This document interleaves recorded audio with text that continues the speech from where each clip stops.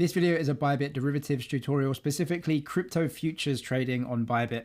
So I'm going to show you how to go ahead and enter positions, but then all of the things we need to know when trading futures, like what is the mark price, what is the funding rate, how do these products actually work, what are we getting into, what are the risks, and how do we go ahead and manage our positions. Timestamps for everything will be listed down in the video description. Bybit also give deposit and trading bonuses if you are a new user. If you look at the link below, you can get up to $30,000 as a trading bonus that goes into your derivatives account. It's not available for every country, so if you look at the link, you can see if it's available for you or not. The first thing to know when trading derivatives and crypto futures specifically is that this is a derivative of something else. So what we're actually doing here is trading the price of crypto and taking positions on the price of crypto. We're not buying and selling any crypto. That's why it's known as a derivative market. So this contract that we're trading, and that's what it is, it's a contract, derives its price from the underlying crypto market. So we're trading Bitcoin USDT, which is Bitcoin against dollars. If you go to ETH or SOL or whatever these are, right, you can trade the price of them, but you're not buying and selling or holding any crypto. You're just opening and closing a position, and then you swap either the profit or the loss of that position with the other market participant. The way that derivatives work and crypto futures work is that all we have to do is put money on the platform to fund any potential losses. When we do that, the crypto exchange says, great, you've got $1,000 on this system to fund any potential losses. Go ahead, knock yourself out, trade whatever you want and in the size that you want. So we've got $1,000 here to fund losses. That means that we can open a position worth $1,000 or $500 or even $10,000. It doesn't matter. All the crypto exchange worries about is that we've got enough collateral in the trading account to fund any potential losses that we make. I'll explain collateral more in a second, but the other thing we need to know is what exactly we're trading. So we know that we need to put collateral on the system to fund any potential losses. From there, there's a load of different ways we can do that. So let's go through that now. So we're in the derivatives section, and what can we actually go ahead and trade? So the most popular is USDT perpetuals. This means that we are trading a futures contract with no expiry date, hence perpetual. Most TradFi contracts and assets actually trade with an expiry date, for example, June 26 or something like that. So you know you're trading something that expires on that date and you're trading what you think the price is on that date. With perpetuals, they never expire. So you open a position and there's two ways you close the position. The first one is you close it yourself, either at a profit or a loss. And the second is the exchange closes it for you because you got liquidated and you lost so much money that they liquidated the position to pay the losses. Right? Other than that, it just stays open. The other thing is, how do we actually exchange the value that of the profit and loss that we've created? Well, the way that we do that is through an underlying asset, which is usually a stable coin. So USDT perpetual, this means that we're trading the price of these crypto assets, but any profit and losses are exchanged in a stable coin. So this is otherwise known as cash settled. So if I make a 10% gain in a Bitcoin trade, that 10% of my position value will be traded and executed and then come back to me in USDT. So I'm cash settling profits and losses. That's USDT. You can also do it with USDC, exactly the same thing, just a different stable coin. Now, there are also inverse contracts. This means that we actually collateralize our positions, not with a stable coin, but with a crypto asset. So we're putting Bitcoin on account and we're trading profits and losses in Bitcoin or ETH or the other supported assets. So which one is for you?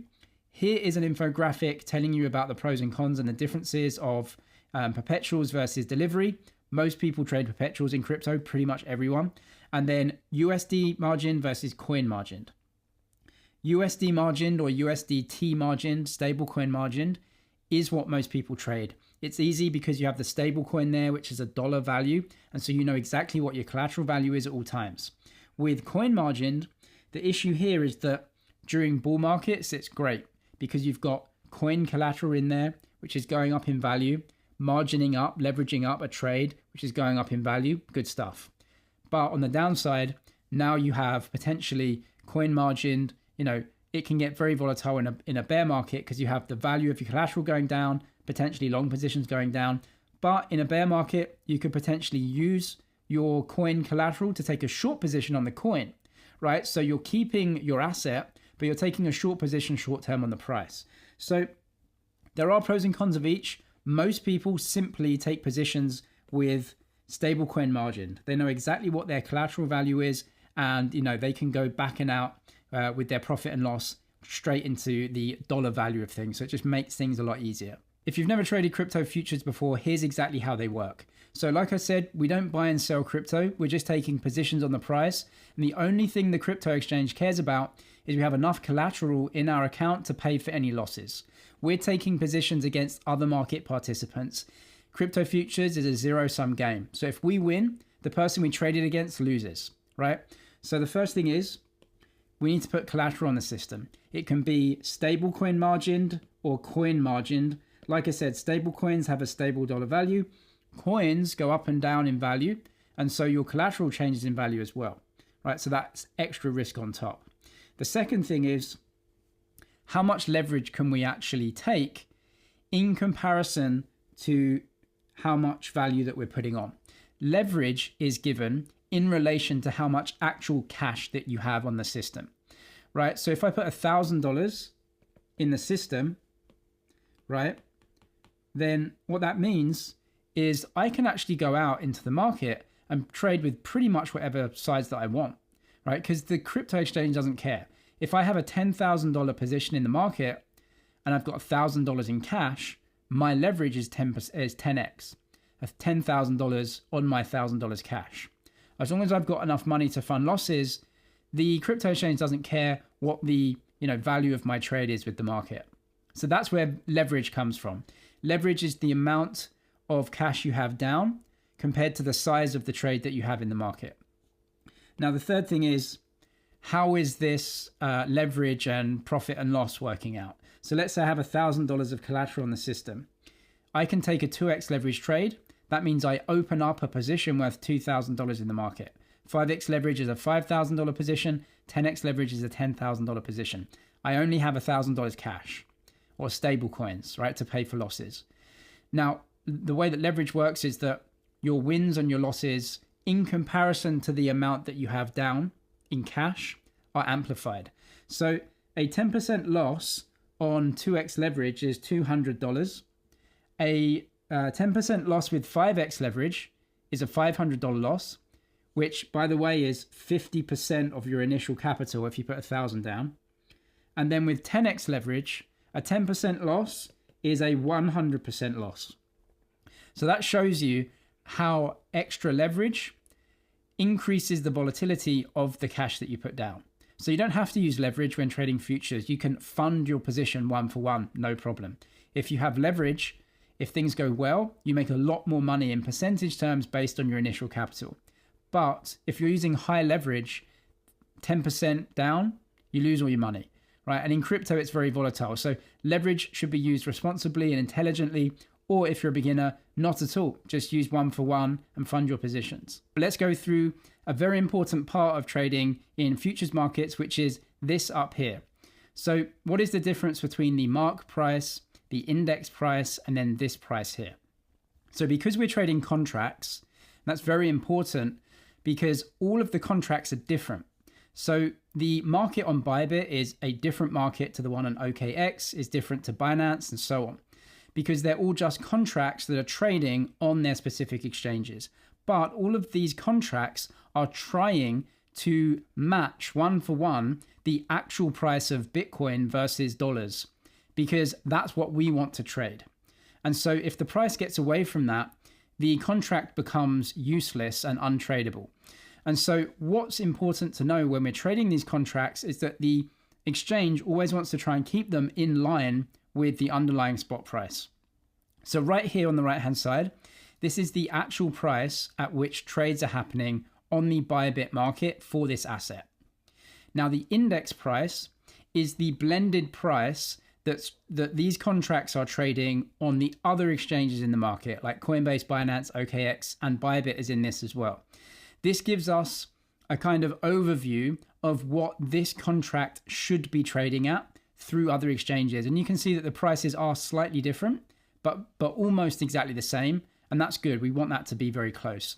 Now, you can see the mark price as well, because what we're trading here is a contract on a specific exchange. And what sometimes happens on exchanges is you get some sort of weird trade that spikes the price short term, or a big volatile event or something like that. Something happens, or maybe an error on the system. You get, the order book gets liquidated or whatever. And you think, well, hold on, that's really unfair. My positions got liquidated. The price went up and down. So what happens is that the actual price at which contracts are executed at is the mark price. That means if you have a limit order in the system, or there is a wick down for like a second, right, and you had a stop loss in there or something like that that got taken out, what happens is that it's not this price that contracts are agreed and executed at. It's actually the mark price. Bybit use something called a unified trading account, which is simply just an account where we put the assets that we want to trade. So if we're trading futures and we need to use collateral, that's where we put it. So we can put a number of assets in here to use as collateral. And you can see that we're trading USD margined futures contracts here. You can see that right here. So if we go over to our account, you can see inverse derivatives. If you're using coin margin futures, so you're using Bitcoin to margin a Bitcoin trade, that's where you need the assets. Unified trading is where we put assets and we use the dollar value of those to fund our stable coin margin positions. And if you don't want your assets used as collateral at all, put them in your funding account. They just sit there, nothing happens with them. Unified trading here, you can see all the assets that can be used as collateral. See this tab here, used as collateral. Stablecoins are enabled by default. You're using USDT, as margin to trade USDT perpetuals like Bitcoin or ETH. USDC is the same. They're basically one for one, right? Because they're both stablecoins. But down here, you can see we can use other crypto assets like Bitcoin or ETH or these. You can toggle them on and off as you want. So you may use Bitcoin as collateral. You may have some Bitcoin in your unified trading account, but it's the dollar value of that Bitcoin that is used to collateralize trades that are USD funded trades. If you want to use Bitcoin for coin margin, that goes into your inverse derivatives account. Before opening positions, we also have to choose the margin mode that we want to trade in. So what we've just been looking at is really the high level collateral. What assets are you using as collateral? What account are they going in?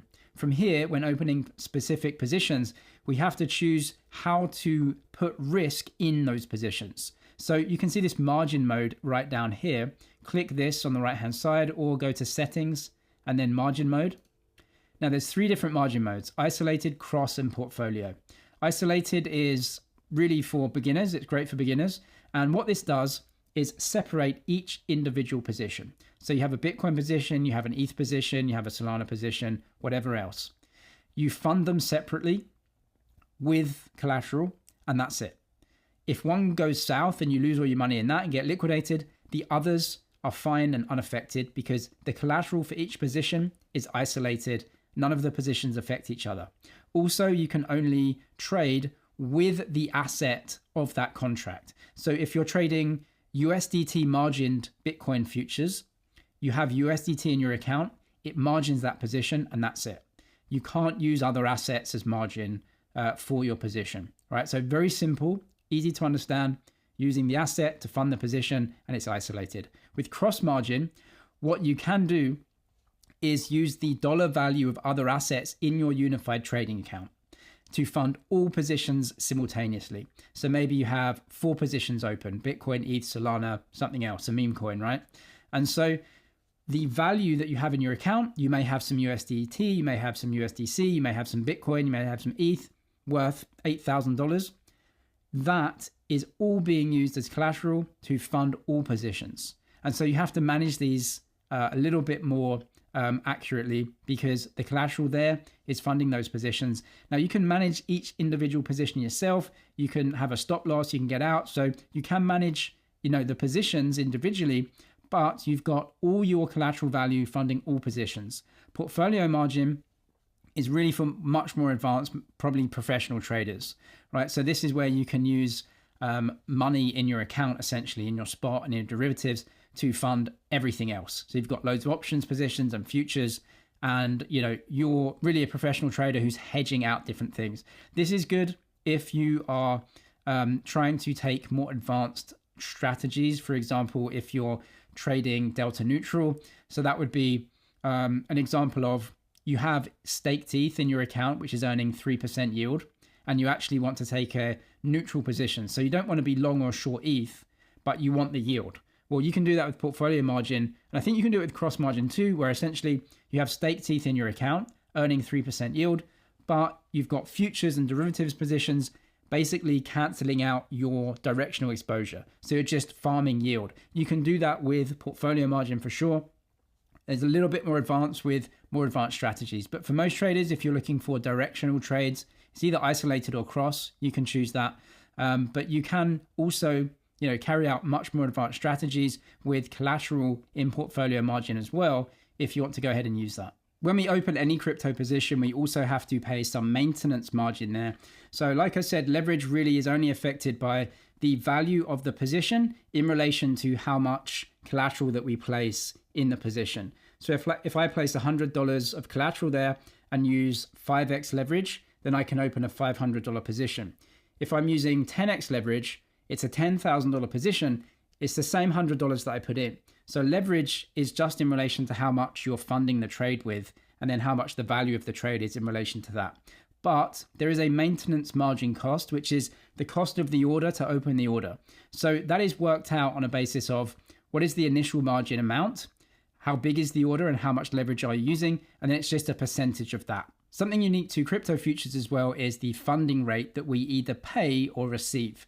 Because we're trading a contract on an exchange, which is different to the Binance contract or the OKX contract, which is then different in price to the actual underlying asset that we're wanting to trade, the price can get away from the underlying asset, right? So if Bitcoin is trading at 50K, the price of the Bybit futures contract may be 51K, which is okay. But if it's 70K, it's like completely different, right? So that's not good. So what the exchange does to try and keep the contract in line with the underlying is essentially incentivize or punish traders to take either long or short positions. So if the price of the contract is getting bid up and is now much higher than the underlying spot market, that's an issue. And so if sellers come in and push the price way down to cheaper than the underlying spot, that's an issue. So what the exchange tries to do is keep the contract in line with the underlying spot. So funding is a fee that is either paid or received, depending on if you're with the market or against it. So in short, if buyers come in, they push the contract price up. That means that the contract is more expensive than the spot price. It's not good. So those longs, those buyers who push the price up, they get punished with a funding fee that they have to pay. Because they're long and pushing the price up, they pay that fee to the other side, which is shorts, right? So longs are getting punished and having to pay a fee.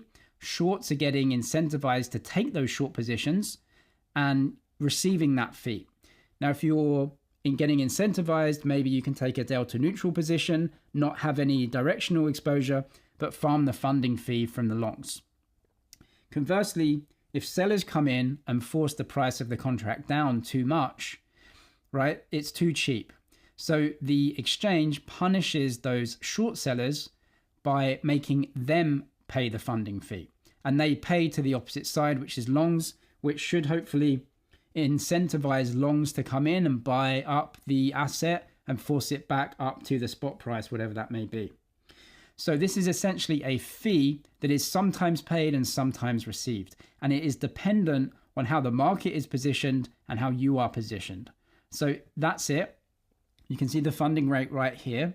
And what we can do is go over to the actual funding rate. So if you go to derivatives info, and I think it's data here and funding rates, right? It takes you through to this page. You can see the current funding rates for all of the assets that are tradable. If they are positive, that means longs are paying. If they are negative, that means shorts are paying. but this can flip around every 8 hours on Bybit anyway. It's 8 hours, so it's exchanged every 8 hours. You can see the estimated funding is the 8-hour percent. So you can take that, times it by 3, and then times it by 365 to get a yearly rate. Although it's not that accurate because obviously it changes all the time. But you can just see that here. So factor it into your trades. If you've got trades open for a short while, it's not going to make much difference. But you can see funding rates around the industry, and that gives us an idea also of how the industry is positioned. If funding rates are very high across the industry, everyone's going long. If funding rates are very low, everyone's going short. In any case, just be aware of the funding rate, what it is, and if you're going to have to pay that, factor that into the costs of your trade. Before trading, we can also work out any potential liquidation prices for our trades. We can use the calculator, which is this on the right-hand side. It doesn't exist in the USD perpetual page for some reason. Go over to inverse perpetual, go to the asset you want to trade, and the liquidation price calculator appears. No idea why, it's just that way. In any case, we can work out if we enter a trade here, what is the potential liquidation price? That's when we get liquidated by the exchange. They sell our assets to fund the loss. So I'm going to go long with 5x leverage. My entry price is the last traded price, and the quantity is $1,000. My liquidation price, if everything goes wrong, is $53,700. Now, if I use more leverage, you'll see that the liquidation price moves up to $58,000. Why? I'm using the same amount of collateral, but the leverage is bigger, meaning the trade in the market is bigger. And so a smaller percentage move is going to wipe out my collateral faster. So that gives us a great idea about where we're going to get liquidated. Now, when trading futures, futures are for short term. They're not for investing. You don't buy and hold here. You're trading for some reason. Either you're speculating or you're trying to hedge, right? Something that you already have in your wallet in the spot market. And so we need to know our entry position and our stop loss, right? And potential liquidations. Liquidations may have some extra fees and everything, so we don't really want them to happen. You may not care. You may just say, this is a speculation. I'm going to go long. And if I get liquidated, so be it. That's fine. But usually we'll have an entry and we'll have a stop loss. That stop loss, of course, has to be above the liquidation price or within the liquidation price.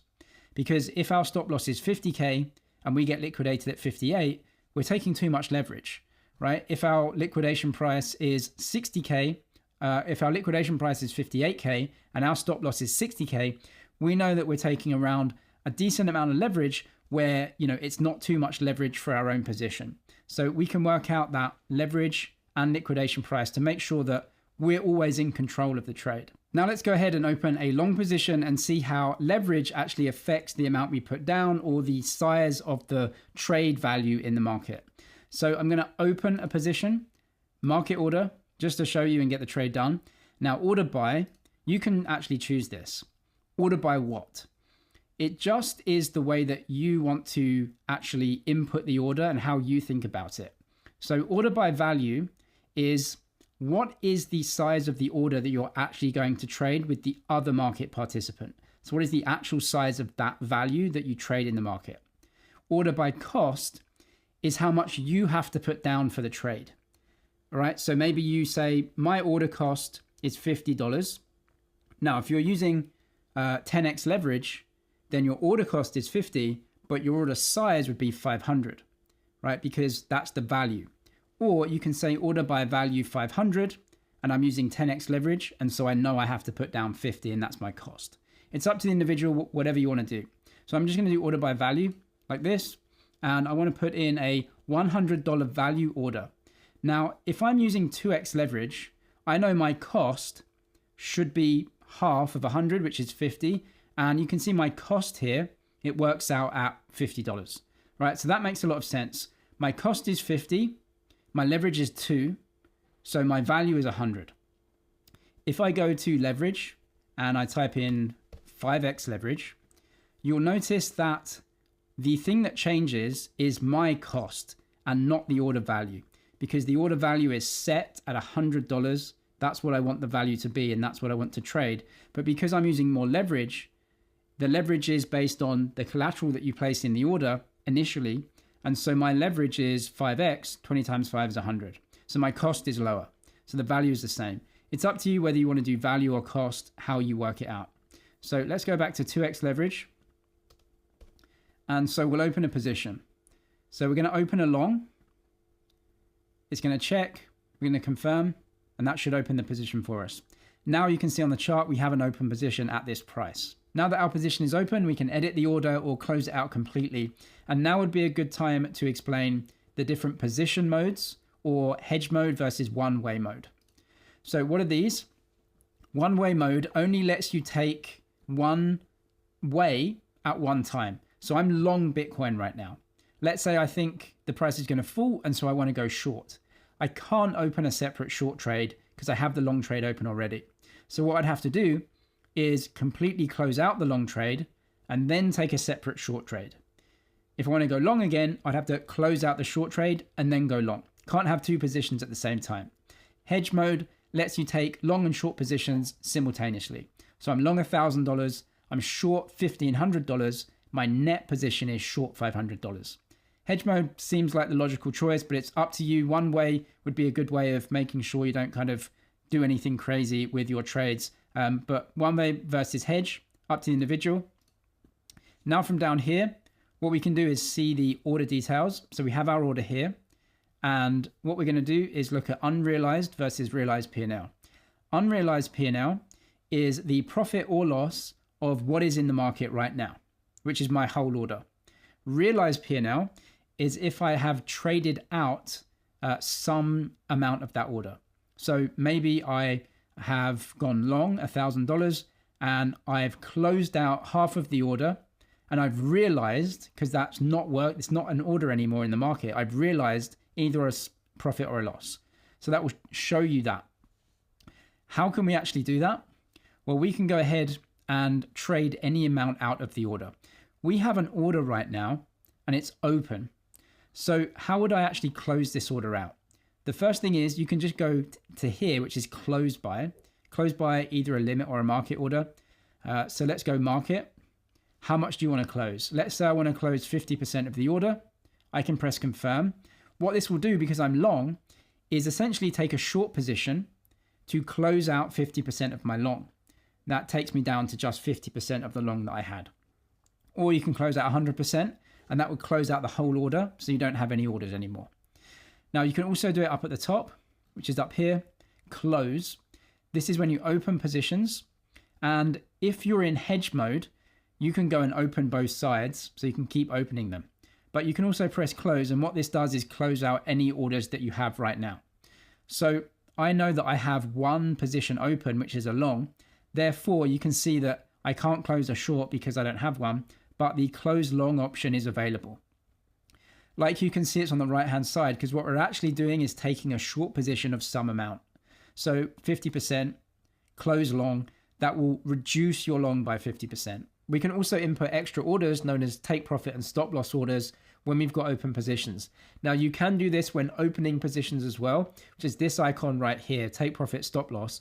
So if you're opening a position, let's say we're going long, you would have a stop loss below the price to stop any losses. Actually take a loss, but stop any further losses. So you're selling out. If you're long, you're closing your position at a small loss to prevent further losses. A take profit with a long would be to close out the trade higher to take the profit.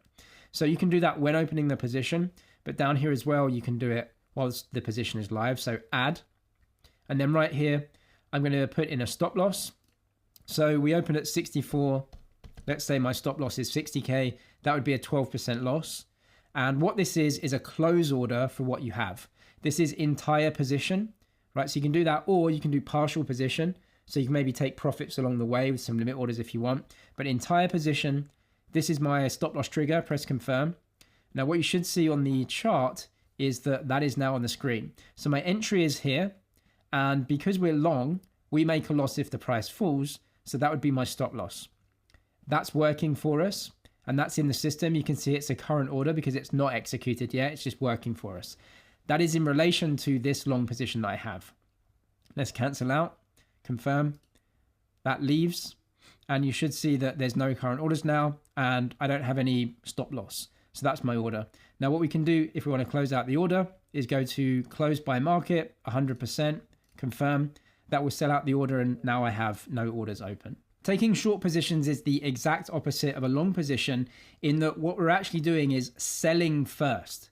And so any stop loss that we have would actually be higher than the current price, because what we're looking to do is sell and then buy back lower to close out the position in a profit. So let's go ahead and do the exact same thing with a short position. So 2x leverage, market order, 100 value should be $50 down for the cost. Open a short, yes. And you can see everything's in red here to show that we have a short position. This is now red instead of green because we're short here. And so we're looking for the P&L to actually get into a profit when the price falls down. So Bitcoin, you can see here, we've got the short order, it's in red. Unrealized P&L is actually green now. And we can put in a stop loss. So add. Now the stop loss trigger, right? I can't put it at 60K because that's actually a profit, right? So that's not a stop loss. That would be the take profit here. So what I'm going to do is 66,000. That would be a 6% loss. That's above the current price. So confirm. What we should see is that there's a green line here because we're short. And to close out the order at a loss would be to actually go long, close out the short, and we'd make a loss there. So that's how you put a stop loss on a short position. A short position has unlimited potential for losses because price can go up unlimited. Obviously, we're going to get stopped out or liquidated way before that. So that is a stop loss on a short position. And if you want to close out that position, market order, 100%, confirm, and that closes out the order. I'll leave the Bybit deposit bonus link down in the description. Some other helpful strategy videos if you're looking for trading strategies down there. The Crypto Investor course has many professional videos as well, linked down in the description. I'm James with MyZG. Cheers for watching, and I'll see you in the next one.